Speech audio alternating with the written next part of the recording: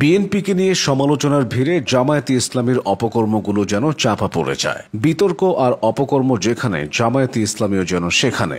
জামায়াত নেতারা মুক্তিযোদ্ধাকে জুতার মালা পরায়, অথচ ইফতিজারকে তারা ফুলের মালা দিয়ে বরণ করে। চাঁদাবাজি, দখলদারিত্বে এবং মানুষের প্রাণহানিতেও দলটির অনেকে জড়িত, অথচ বিষয়গুলো নিয়ে বিএনপির মতো সেভাবে জামায়াতের সমালোচনা হয় না। বিশেষ করে গণ অভ্যুত্থানের পর ক্ষমতার পালাবদলে জামায়াতের অনেক নেতাকর্মী অপকর্মে জড়িয়েছেন। তেমনই কয়েকটি অপকর্মের ঘটনা দেখে নেওয়া যাক। প্রথম ঘটনাটি কক্সবাজারের। 2025 সালের 13 ফেব্রুয়ারি জমির বিরোধের রেশ ধরে কক্সবাজারে জামায়াতের এক নেতার আহত হন বেশ কয়েকজন ব্যক্তি। তাদের সবাই বিএনপি এবং তার অঙ্গ সংগঠন ছাত্রদলের রাজনীতির সাথে জড়িত। পরে 15 ফেব্রুয়ারি হাসপাতালে চিকিৎসাধীন অবস্থায় প্রাণ হারান বিএনপি নেতা রহিম উদ্দিন শিকদার। প্রাণ হারানো রহিমের ভাই শফিকুর রহমান শিকদার জানিয়েছেন, স্থানীয় জামায়াত নেতা আব্দুল আল নোমানের নেতৃত্বে রহিম উদ্দিনের উপর হয়। এবার একটু পেছনে ফেরা যাক। 2024 সালের 22 ডিসেম্বর, সেদিন বেলা 11:30টার দিকে কুমিল্লার 14 গ্রামের মুক্তিযোদ্ধা আব্দুল হাই কানু স্থানীয় পাতরডা বাজারে ওষুধ কিনতে বের হন।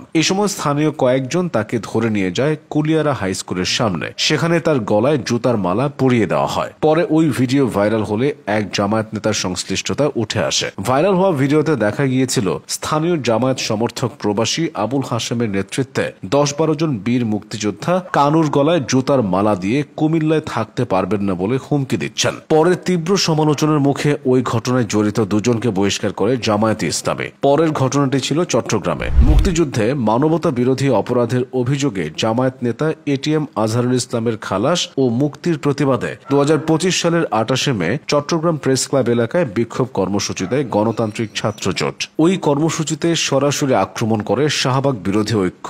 এতে বেশ কয়েকজন আহত হন। এদিন এক নারী সহ দুজনকে দেওয়ার 15 সেকেন্ডের একটি ভিডিও সামাজিক যোগাযোগ মাধ্যমে ছড়িয়ে পড়লে সমালোচনার ঝড় ওঠে। পরে জানা যায় দেওয়া ওই যুবকের নাম আকাশ চৌধুরী, যিনি ছাত্র শিবিরের চট্টগ্রাম মহানগরের ওয়ার্ড পর্যায়ের নেতা। ঘটনাটি ছড়িয়ে পড়লে দল থেকে তাকে বহিষ্কার করা হয়। এরপর করা হয় গ্রেফতার। কিন্তু জামিনে মুক্তি পাওয়ার পর আকাশ চৌধুরীকে ফুল দিয়ে শুভেচ্ছা জানানোর ছবি ও ভিডিও আবারও সামাজিক যোগাযোগ মাধ্যমে ভাইরাল হয়, যাতে শুরু হয় নতুন বিতর্ক।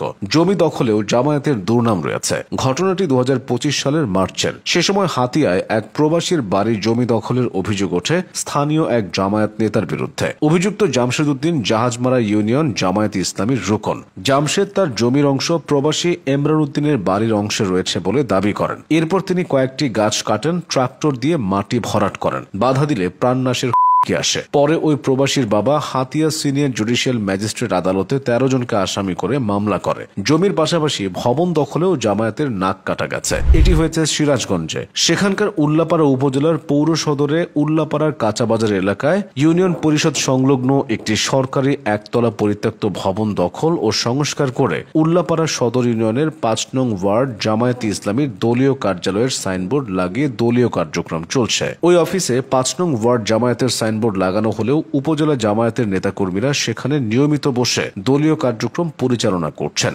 প্রায় 2 থেকে 3 মাস যাবৎ এই কার্যক্রম চললেও প্রশাসনের পক্ষ থেকে কোনো বাধা দেওয়া হয়নি। নানা অপকর্মের পাশাপাশি চাঁদাবাজিতেও জড়িয়েছেন জামায়াতের কেউ কেউ। 2025 সালের ফেব্রুয়ারিতে ফেনীতে এক মাদ্রাসা শিক্ষকের কাছ থেকে চাঁদা দাবির অডিও সামাজিক যোগাযোগ মাধ্যমে ছড়িয়ে পড়ার পর জামায়াতে ইসলামীর স্থানীয় নেতা জাকির হোসেনকে দল থেকে বহিষ্কার করা হয়। তিনি ছিলেন জামায়াতের রুকন এবং দলের সহযোগী সংগঠন বাংলাদেশ শ্রমিক কল্যাণ ফেডারেশনের ফেনী পৌরসভার শাখার সাবেক সহকারী সেক্রেটারি। এভাবেই বিভিন্ন অপকর্মে জড়িয়ে জামায়াতে ইসলামী সুনাম ক্ষুণ্ণ হয়েছে।